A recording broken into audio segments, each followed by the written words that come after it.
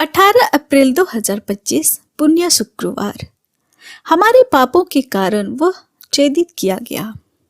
पहला पाठ नबी ईसायास का ग्रंथ अध्याय 52 पद संख्या 13 से 53। देखो, मेरे सेवक का नाम फैल जाएगा, वह महिमान्वित किया जाएगा और अत्यंत महान होगा। उसकी आकृति इतनी विरूपी की गई थी कि वह मनुष्य नहीं जान पड़ता था। लोग देखकर दंग रह गए थे। उसी के और बहुत से राष्ट्र आश्चर्यचकित होकर देखेंगे और उसी के सामने राजा मौन रहेंगे, क्योंकि उनके सामने एक अपूर्व दृश्य आ जाएगा और जो बात कभी सुनने में नहीं आई वे उसे अपनी आंखों में देखेंगे। कौन हमारे संदेश का विश्वास करेगा? प्रभु का सामर्थ्य किस पर प्रकट हुआ है? वह हमारे सामने एक छोटे से पौधे की तरह, सूखी भूमि की जड़ की तरह बढ़ गया। हमने देखा था, उसमें ना तो सुंदरता थी,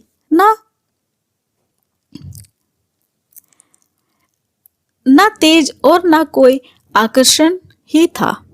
वह मनुष्य द्वारा निंदित और तिरस्कृत था, शोक का मारा और अत्यंत दुखी था। लोग जिन्हें देखकर मुंह फेर लेते हैं, उन्हीं की तरह वह तिरस्कृत और तुच्छ समझा जाता था, परंतु वह हमारे ही रोगों को अपने ऊपर लेता था और हमारे ही दुखों से लदा हुआ था, और हम उसे दंडित, ईश्वर का मारा हुआ और तिरस्कृत समझते थे। हमारे पापों के कारण वह छेदित किया गया, हमारे कुकर्मों के कारण वह कुचल दिया गया। जो दंड वह भोगता था, उसके द्वारा हमें शांति मिली और उसके घावों द्वारा हम भले चंगे हो गए हैं। हम सब अपना अपना रास्ता लेकर भेड़ों की तरह भटक रहे थे। उसी पर प्रभु ने हम सबों के पापों का भार डाल दिया। वह अपने पर किया हुआ अत्याचार धैर्य से सहता गया और चुप रहा। वध के लिए ले जाए जाने वाले मेमने की तरह और ऊन उतारने वाले के सामने चुप रहने वाली भेड़ की तरह उसने अपना मुंह नहीं खोला। वे उसे बंदीगृह और अदालत को ले गए। कोई भी उसकी परवाह नहीं करता था। वह जीवितों के बीच में से उठा लिया गया है और हमारे पापों के कारण वह मार डाला गया है। यद्यपि उसके कोई अन्याय नहीं किया था और उसके मुंह से कभी छल कपट की बात नहीं निकली थी, किंतु उसकी कब्र विधर्मियों के बीच बनाई गई है और वह पापियों के साथ दफनाया गया है। प्रभु ने चाहा कि वह दुख से रौंदा जाए। उसने प्रायश्चित के रूप में अपना जीवन अर्पित किया, इसलिए उसका वंश बहुत दिनों तक बना रहेगा और उसके द्वारा प्रभु की इच्छा पूरी होगी। वह अपने दुख भोग का परिणाम देखकर संतुष्ट होगा। उसने दुख सहकर जिन लोगों का अधर्म अपने ऊपर ले लिया था, वह उन्हें उनके पापों से मुक्त करेगा। इसलिए मैं उसे विरासत के रूप में बहुतों को प्रदान करूंगा और वह शक्तिशाली राजाओं के साथ लूट का माल बांट लेगा, क्योंकि उसने बहुतों को अपराध अपने ऊपर लेते हुए और पापियों के लिए प्रार्थना करते हुए अपने को बलि चढ़ा दिया और उनकी गिनती कुकर्मियों में हुई। यह प्रभु की वाणी है। ईश्वर को धन्यवाद। दूसरा पाठ इब्रानियों के नाम का पत्र अध्याय 4 पद संख्या 14 से 16, अध्याय 5 पद संख्या 7 से 9। भाइयों, हमारे एक अपने महान सहायक है, अर्थात ईश्वर के पुत्र यीशु, जो स्वर्ग पहुंच गए हैं। इसलिए हम अपने विश्वास में सुदृढ़ रहे। हमारा महायाजक हमारी दुर्बलताओं में हम से सहानुभूति रख सकते हैं, क्योंकि पाप को छोड़कर सभी बातों में हमारी ही तरह उनकी परीक्षा ली गई है। इसलिए हम भरोसे के साथ अनुग्रह के सिंहासन के पास जाएं, जिससे हमें दया मिल जाए और वह कृपा प्राप्त करें जो हमारी आवश्यकता में हमारी सहायता करेगी। यीशु ने इस पृथ्वी पर रहते हुए पुकार कर और आंसू बहाकर ईश्वर से, जो उन्हें मृत्यु से बचा सकता था, प्रार्थना और अनुयायी विनय की है। श्रद्धालुओं के कारण उनकी प्रार्थना सुनी गई। ईश्वर का पुत्र होने पर भी उन्होंने दुख सहकर आज्ञा पालन सीख लिया। वह पूर्ण रूप से सिद्ध बनकर उन सबों के लिए अनंत मुक्ति का स्रोत बन गए जो उनकी आज्ञाओं का पालन करते हैं। यह प्रभु की वाणी है। ईश्वर को धन्यवाद। जय घोष। मसीह हमारे लिए मरण तक, हाँ क्रूस के मरण तक आज्ञाकारी बने। इसलिए ईश्वर ने उनको महान बना दिया है और उनके वह नाम प्रदान किया है जो सब नामों में श्रेष्ठ है। संत यूहन्ना के अनुसार आज का पवित्र सुसमाचार, अध्याय 18 पद संख्या 1 से 19 और 42। यीशु अपने शिष्यों के साथ कुद्रोन नाले के उस पार गए। वहां एक बारी थी। उन्होंने अपने शिष्यों के साथ उसमें प्रवेश किया। उनके विश्वासघाती यूदस को भी वह जगह मालूम थी, क्योंकि यीशु अक्सर अपने शिष्यों के साथ वहां गए थे। इसलिए यूदस पलटन और महायाजकों तथा फरीसियों को भेजे हुए प्यादों के साथ वहां आ पहुंचे। वे लोग पलटाने, मसाले और हथियार लिए थे। यीशु यह जानकर कि मुझ पर क्या क्या बीतेगी, आगे बढ़े और उनसे बोले, किसे ढूंढते हो? उन्होंने उत्तर दिया, यीशु नाजरी को। यीशु ने उनसे कहा, मैं ही हूं। वहां उनका विश्वासघाती यूदस भी उन लोगों के साथ खड़ा था। जब यीशु ने उनसे कहा, मैं ही हूं, तो वो पीछे हटकर भूमि पर गिर पड़े। यीशु ने उनसे पूछा, किसे ढूंढते हो? वे बोले, यीशु नाजरी को। इस पर यीशु ने कहा, मैं तुम लोगों से कह चुका हूं कि मैं ही हूं। यदि तुम मुझे ढूंढते हो तो इन्हें जाने दो। यह इसलिए हुआ कि उनका यह कथन पूरा हो जाए, तूने जिन्हें मुझे सौंपा है, मैंने उनमें से एक का भी सर्वनाश नहीं होने दिया। उस समय सिमोन पेत्रुस ने अपनी तलवार खींच ली और प्रधान याजक के नौकर पर चलाकर उनका दाहिना कान उखाड़ दिया। उस नौकर का नाम मलकुस था। यीशु ने पेत्रुस से कहा, तलवार म्यान में कर लो। जो प्याला पिता ने मुझे दिया है, क्या मैं उसे नहीं पीऊं? तब पलटन कप्तान और यहूदियों के प्यादों ने यीशु को पकड़कर बांध लिया। वे उन्हें पहले अनानस के यहाँ ले गए, क्योंकि वह उस वर्ष के प्रधान याजक कैफस का ससुर था। यही वह कैफस था जिसने यहूदियों को एक परामर्श दिया था, अच्छा यही है कि राष्ट्र के लिए एक ही मनुष्य मर जाए। सिमोन पेत्रुस और एक दूसरा शिष्य यीशु के पीछे पीछे चले। वह शिष्य प्रधान याजक का परिचित था और यीशु के साथ प्रधान याजक के प्रांगण में चला गया। किंतु पेत्रुस फाटक के पास बाहर खड़ा रहा। इसलिए वह दूसरा शिष्य जो प्रधान याजक का परिचित था, वह फिर बाहर गया और द्वारपाली से ये कहकर पेत्रुस को भीतर ले आया। द्वारपाली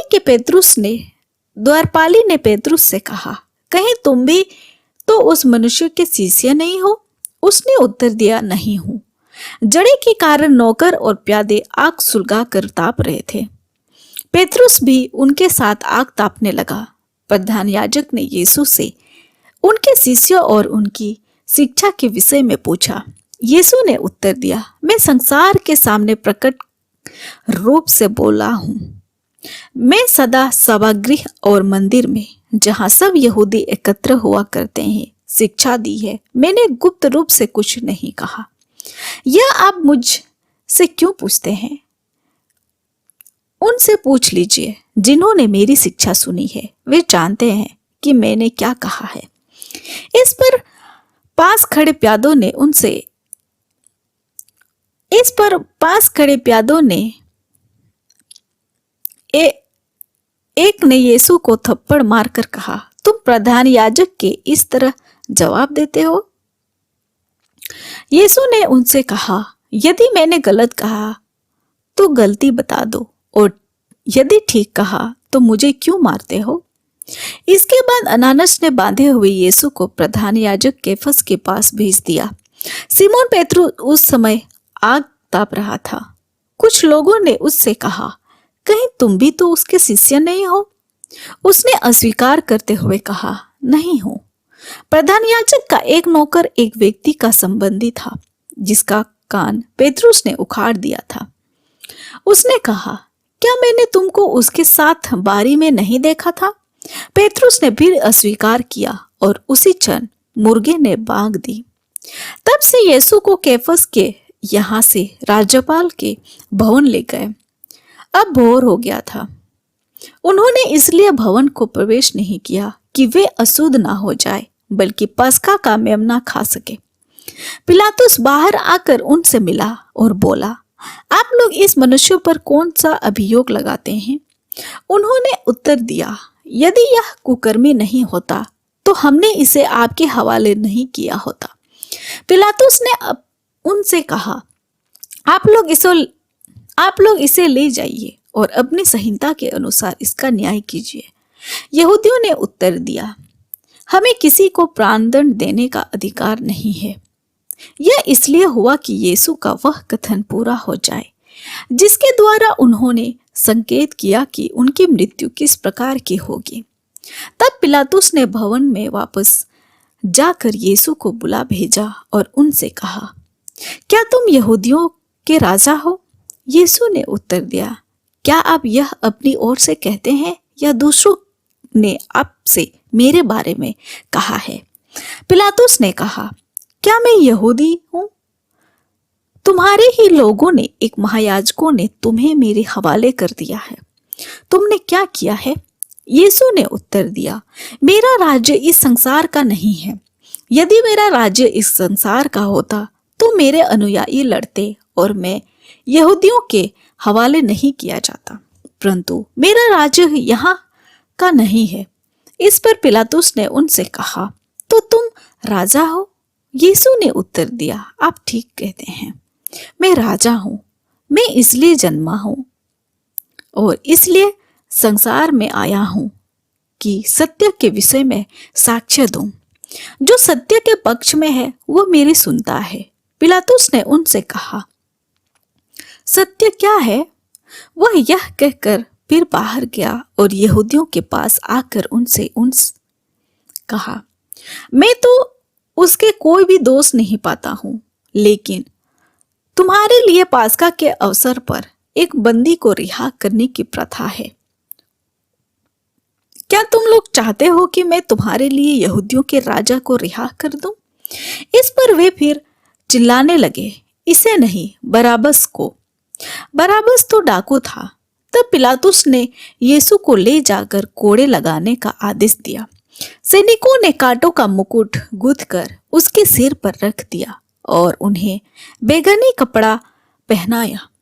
फिर वे उनके आसपास आकर कहने लगे, यहूदियों के राजा प्रणाम, और वे उन्हें थप्पड़ मारे जाते थे। पिलातुस ने फिर बाहर जाकर उन लोगों से कहा, देखो, मैं उसे तुम लोगों के सामने बाहर ले आता हूं, जिससे तुम यह जान सको कि जिससे कि तुम यह जान लो कि मैं उसमें कोई भी दोष नहीं पाता हूं। तब यीशु कांटों का मुकुट और बैंगनी कपड़ा पहने बाहर आए। पिलातुस ने लोगों से कहा, यही है वह मनुष्य।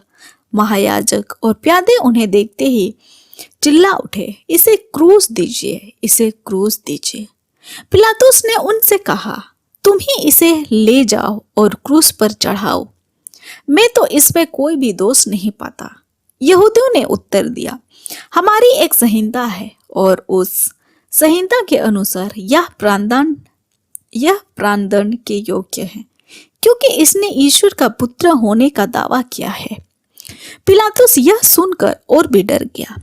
उसने फिर भवन के अंदर जाकर यीशु से पूछा, तुम कहाँ के हो? किंतु यीशु ने उसे कोई उत्तर नहीं दिया। इस पर पिलातुस ने उनसे कहा, तुम मुझसे क्यों नहीं बोलते? तुम नहीं जानते कि मुझे तुमको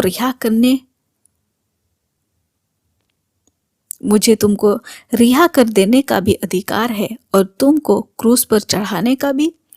यीशु ने उत्तर दिया, यदि आपको ऊपर के अधिकार ना दिया गया होता तो आपका मुझ पर कोई अधिकार नहीं होता। इसलिए जिसने मुझे आपके हवाले कर दिया है वह अधिक दोषी है। उस समय से पिलातुस यीशु को मुक्त करने का उपाय ढूंढने लगा, परंतु यहूदी चिल्लाकर कहने लगे, यदि आप इसे रिहा करते हैं तो आप कैसर को हितैषी नहीं है। जो अपने को राजा कहता है वह कैसर का विरोधी करता है। यह सुनकर पिलातुस ने यीशु को बाहर ले आने का आदेश दिया। वह अपने न्यायासन पर उस जगह जो तिलोत्था